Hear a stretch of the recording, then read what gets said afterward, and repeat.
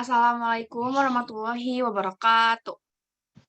Waalaikumsalam. Waalaikumsalam warahmatullahi Waalaikumsalam wabarakatuh. Hari ini kita akan bimbingan klasikal lagi ya, teman-teman.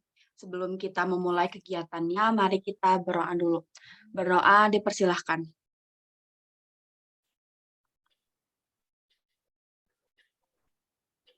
Berdoa dicukupkan. Nah, teman-teman, di sini sebelum kita masuk ke materi, kita ice breaking dulu ya, guys. Jadi ice breaking-nya itu terjebak di luar angkasa. Jadi teman-teman bayangin nih, diri kalian itu lagi ada di luar angkasa. Terus terjebak di dalam kapalnya. Nah, kalau terus di kapalnya itu kita nggak bisa kemana-mana gitu loh. Terus ada yang mau evakuasi dari bumi ke luar angkasa. Nah, coba Erika sebutin 5 barang yang bakal dibawa kalau misalnya kita itu mau evakuasi. Yang pertama ada mungkin alat sholat, terus makanan,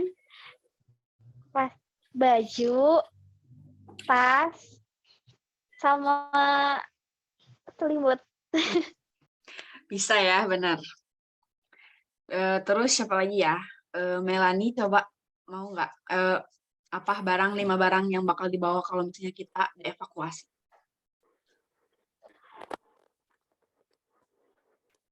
Melanie mana ini teh? Melanie. Itu Meja, itu Meja. Melani atau Melani? Melanie. Oke, jadi gimana Bu? Tadi saya nggak ada sinyal. Jadi 5 barang yang bakal dibawa kalau misalnya dievakuasi dari luar angkasa ke bumi gitu.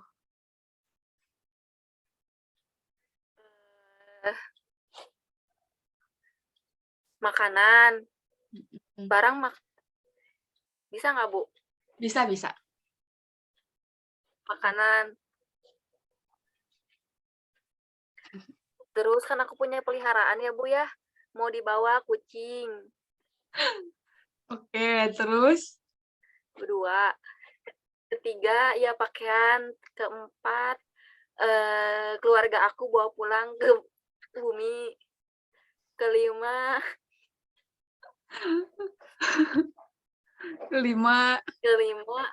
bahan-bahan yang aku butuhin aja we Bu sehari-hari gitu. Oke, bisa ya, benar. Sekian aja ya ice breaking kali ini. Kita langsung masuk ke materi aja ya.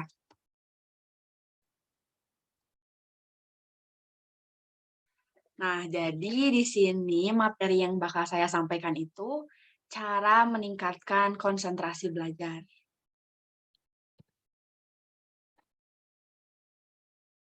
Nah, ada 4 materi yang bakal disampaikan. Yang pertama itu ada pengertian konsentrasi belajar, yang kedua faktor yang mempengaruhi konsentrasi belajar, yang ketiga faktor penyebab kesulitan konsentrasi belajar, yang keempat ada cara meningkatkan konsentrasi belajar.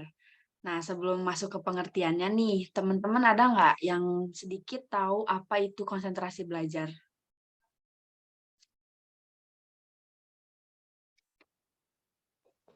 Aku Ibu. Boleh, coba. Jadi kalau konsentrasi belajar itu adalah situasi yang dihadapi oleh seseorang ketika belajar itu tidak memikirkan suatu hal yang lain, tapi berfokus pada apa yang ada di depannya. Nah, benar sekali ya. Nah, terima kasih ya, Terika. Selanjutnya ini dijelasin ya, lebih dijelaskan lagi. Jadi konsentrasi belajar itu merupakan suatu cara saat kita memusatkan perhatian, pikiran, dan perbuatan pada objek yang sedang kita pelajari, dan mengabaikan hal-hal yang tidak berkaitan dengan proses pembelajaran.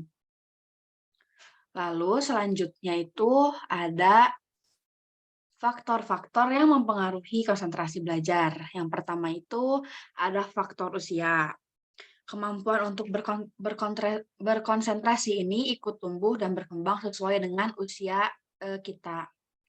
Yang kedua itu ada faktor fisik.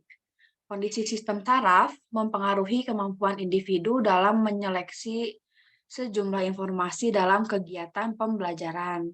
Yang ketiga ada faktor pengetahuan dan pengalaman. Pengetahuan dan pengalaman ini turut berperan dalam usaha memusatkan perhatian pada konsentrasi belajar. Karena pengetahuan dan pengalaman individu dapat memudahkan untuk berkonsentrasi, gitu ya. Terus yang selanjutnya ada faktor lingkungan. Faktor lingkungan dapat mempengaruhi konsentrasi belajar, antara lain yaitu karena ada faktor dari suara, pencahayaan, temperatur udara, dan gaya belajar kita. Selanjutnya, ada faktor penyebab kesulitan konsentrasi belajar. Yang pertama itu ada lemahnya minat dan motivasi pada pelajaran. Yang kedua ada perasaan gelisah, tertekan, marah, khawatir, dan takut. Yang ketiga, suasana lingkungan belajar yang berisik dan berantakan. Yang keempat, ada kondisi kesehatan jasmani dan mental. Yang kelima, bersifat pasif dalam belajar. Yang keenam, tidak memiliki kecakapan dalam cara-cara belajar yang baik. Nah, di sini juga ada cara kita untuk meningkatkan konsentrasi belajar. Yang pertama itu ada kesiapan belajar. Sebelum belajar, kita itu harus dalam kondisi yang segar atau yang fresh gitu ya, untuk belajar. Yang perlu diperhatikan itu yaitu kondisi fisik kita dan psikis.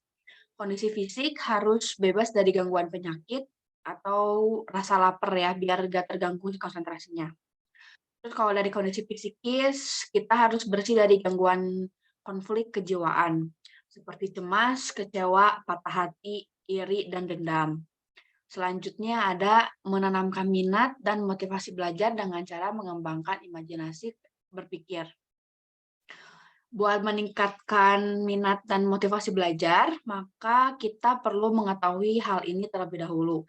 Yang pertama itu apa yang akan kita pelajari. Yang kedua, untuk apa kita mempelajari materi pelajaran yang hendak kita dipelajari. Yang ketiga, hubungan materi pembelajaran dengan kehidupan sehari-hari. Yang keempat, bagaimana cara mempelajarinya. Dengan mempelajari 4 hal tersebut yang sudah saya sampaikan ini, kita akan belajar secara terarah atau lebih fokus pada materi pembelajaran. Selanjutnya ada cara belajar yang baik. Untuk memudahkan konsentrasi belajar, dibutuhkan panduan untuk mengaktifkan cara berpikir, menyeleksi fokus masalah, dan pengarahan rasa ingin tahu. Yang keempat ada lingkungan belajar harus kondusif. Belajar membutuhkan lingkungan yang kondusif untuk memperoleh hasil belajar yang optimal. Diupayakan tempat dan ruangan yang bersih, rapi, suasana nyaman untuk belajar. Yang kelima ada belajar aktif. Belajar aktif itu kita berani untuk mengungkapkan ketidaktahuan kita pada guru atau teman kita. Yang keenam, yang terakhir, perlu disediakan waktu refreshing. Saat belajar sudah jenuh, jangan paksakan diri kita untuk terus melanjutkan belajar. Kita harus menyediakan waktu 5-10 menit untuk beristirahat sejenak dengan mengalihkan perhatian pada hal lain yang bersifat menyenangkan dan menyegarkan. Nah, materinya itu udah beres sampai sini. Teman-teman, sebelum saya simpulkan, ada yang mau menyimpulkan dulu atau ada yang mau berpendapat terlebih dahulu? Paling aku Ibu mau menyimpulkan. Boleh coba disimpulkan ya, Teh Rika. Oke. Jadi konsentrasi belajar itu adalah situasi seseorang atau kondisi seseorang ketika menghadapi pembelajaran itu hanya terfokus pada apa yang ada di depannya dan apa yang akan dipelajarinya. Terus ada beberapa hal yang bisa kita lakukan untuk meningkatkan konsentrasi belajar juga, seperti yang tadi sudah dijelaskan, seperti itu Ibu. Ya, benar banget ya. Saya simpulkan lagi. Jadi kesimpulan dari konsentrasi belajar ini, jadi itu cara kita agar lebih fokus dan lebih mudah dalam menerima dan menangkap pelajaran yang diberikan oleh guru sehingga kemampuan berpikir dan pengetahuan kita dapat meningkat. Nah, cukup sekian bimbingan klasikal hari ini. Sebelum kita tutup, mari kita berdoa terlebih dahulu. Berdoa mulai.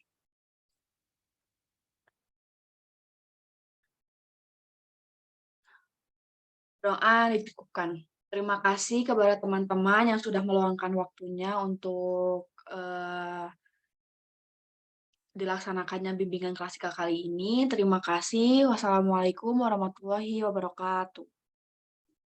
Waalaikumsalam warahmatullahi wabarakatuh. Terima kasih, Bu. Oke, sama-sama guys.